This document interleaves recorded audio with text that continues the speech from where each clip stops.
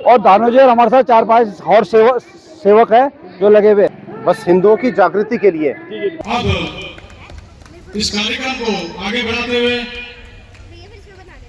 आज के जो मुख्य वक्ता हमारे बीच में हैं श्रीमान दिनेश सेमवाल जी, अपने प्रांत प्रचारक हैं, उनका उद्बोधन हमें सुनने के लिए मिलेगा। प्रांत कारवा, उनका उद्बोधन सुनने के लिए मिलेगा। उनके सानिध्य में हमें बैठने का मौका मिला है, तो बड़ी ध्यान से विचार करके उनकी बातों को सुने, मनन करें और जीवन में अपने उतारें, ऐसा मेरा विश्वास है। ये ऐसे सिपाही हैं देश के कि इनका कहना है कि हद हो गई है, पीर पर्वत सी पिघलनी चाहिए, इस हिमालय से कोई गंगा निकलनी चाहिए। सिर्फ हंगामा खड़ा करना मेरा मकसद नहीं, मेरी कोशिश है कि ये तस्वीर बदलनी चाहिए। मेरे सीने में ना सही, तेरे सीने में ही सही वो आग, लेकिन आग जलनी चाहिए, आग जलनी चाहिए, आग जलनी चाहिए। बोले सनातन धर्म की। बैठे हुए लोग, खड़े हुए लोग बैठ जाएंगे। मैं आमंत्रित करूंगा ऐसे श्रीमान दिनेश सेमवाल जी का कि बड़ी ध्यान से इस उद्बोधन को सुनेंगे और सभी से निवेदन है कि वो अपने अपना स्थान ग्रहण कर लें और बैठ जाए। ओम संगच्छध्वं संवदध्वं संवो मनांसि जानता देवा भागं यथा पूर्वे संजानाना उपासते। ओम शांति शांति शांति। भारत माता की, भारत माता की। वंदे वंदे वंदे। आज इस विराट हिंदू सम्मेलन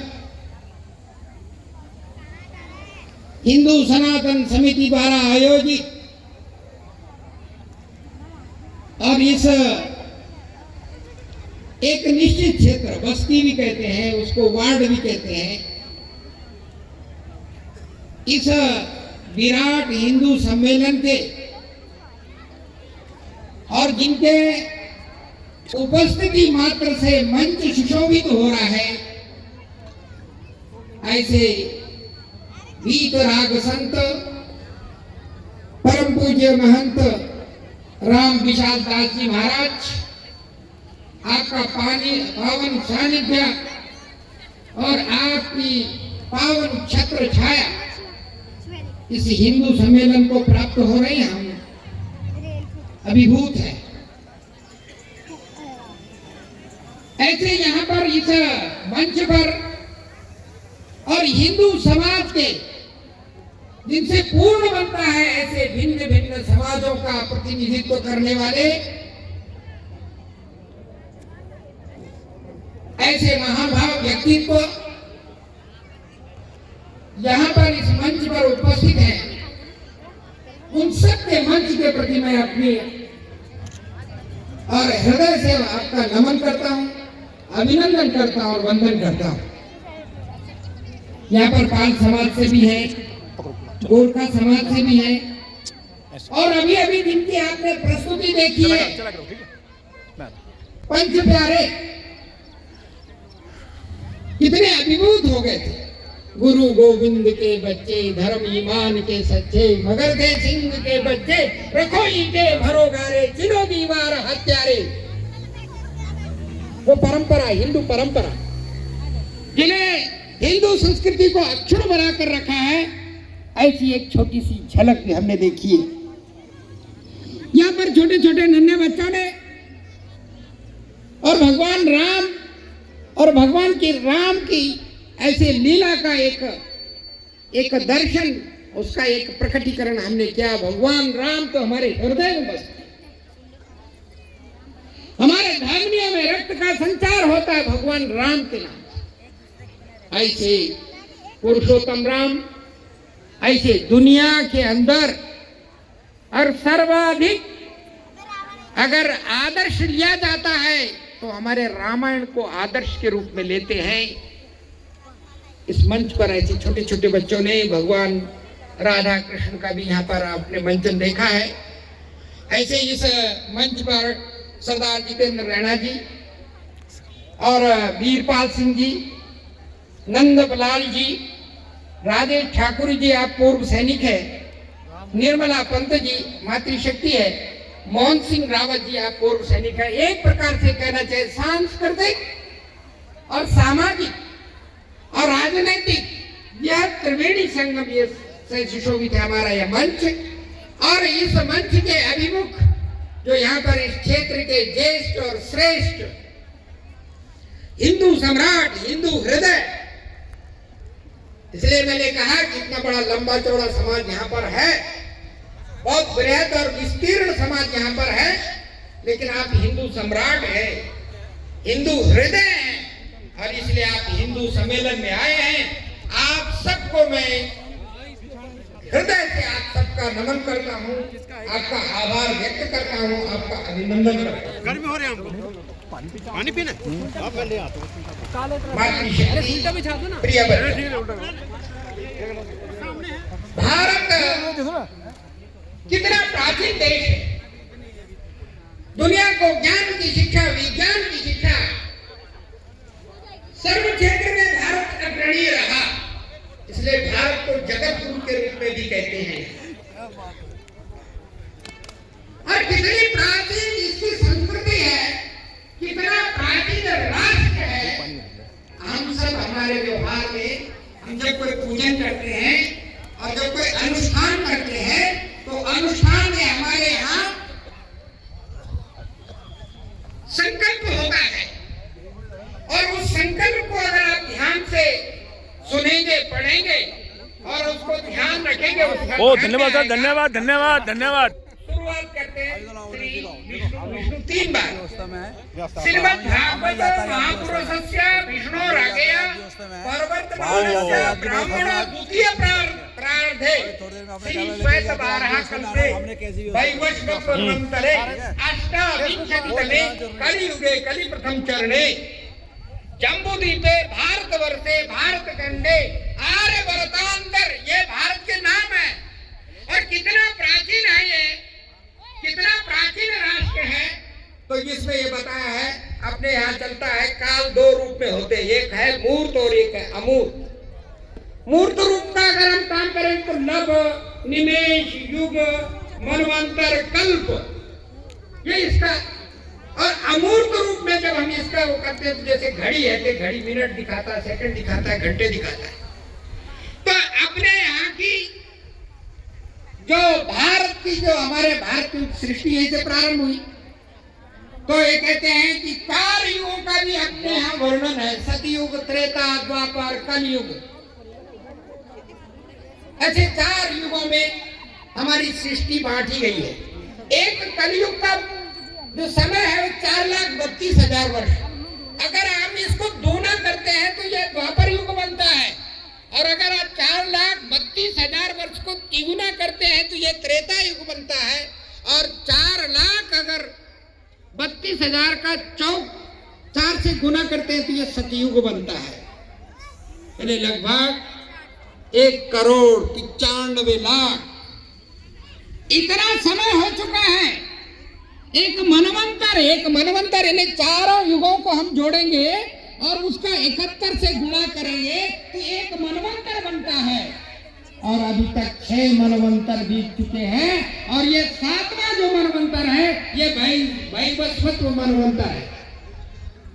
अपने यहाँ कहते हैं कि कल्प से छोटा मनवंतर, मनवंतर से छोटा युग, युग से छोटा संवत्सर।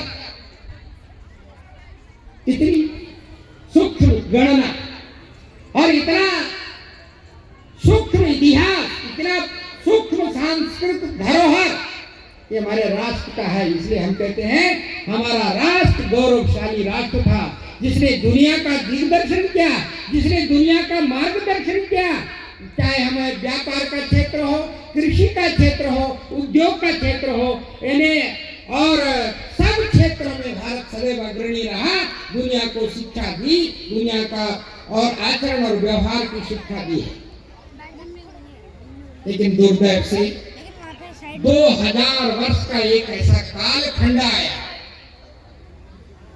जिसमें इस देश की सांस्कृतिक धरोहर, इस देश का सामर्थ्य और इस देश का वैभव, जिनको ये राष्ट्र नहीं आ रहा था, तो समय समय पर बहुत सारे यहाँ पर लालच के लेकर, यहाँ पर लूटने के लिए, खसोटने के लिए, ऐसा भी इतिहास में बताया जाता है।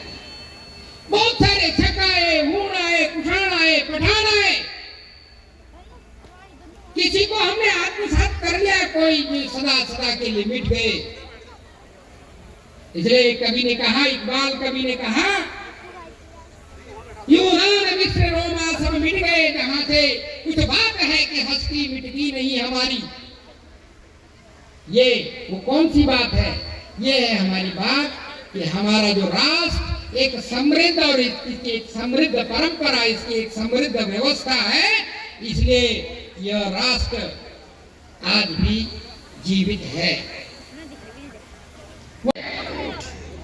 और ऐसे ही वंदे मातरम का भी 150वीं जयंती चल रही है। महारानी अबक्का उलाल की महारानी, थोड़ा यहाँ पे खड़े कराओ, यहाँ पे चित्र पीछे, इधर इधर इधर इधर, अंदर अंदर अंदर अंदर अंदर, इसके अंदर डालो। हाँ, ये यातायात की व्यवस्था है। देखो ये कि इन्होंने गलती से खड़ी कर दी, बाकी हम अपनी व्यवस्था इधर सर, इधर इधर अंदर अंदर अंदर ले आओ। आप दिखाते हैं हम आपको व्यवस्था। इधर आओ, इधर धानु जी इधर आओ।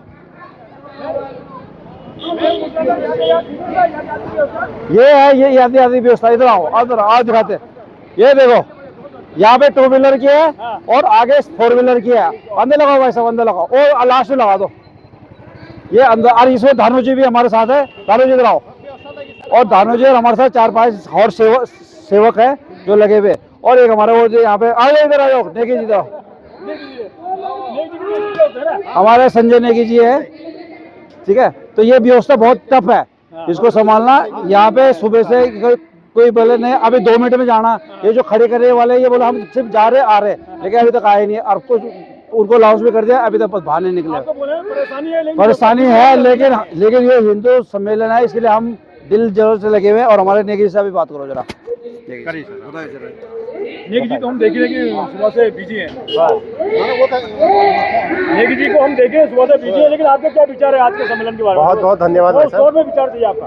विचार हिंदू सम्मेलन का है और बस हिंदुओं की जागृति के लिए, हिंदू जहाँ सोया हुआ है ना, तो उनकी जागृति के लिए ये इस प्रकार के सम्मेलन पूरे राष्ट्र में और हर एक वार्ड में रखे गए हैं, पूरे राष्ट्र वाइज। तो हमारा भी जो है 99 वार्ड है, इसमें भी ये सम्मेलन रखा गया है। तो कुछ व्यवस्थाओं के तहत जो है हमें पता कि आपके पास टाइम नहीं है, शॉर्ट टाइम है।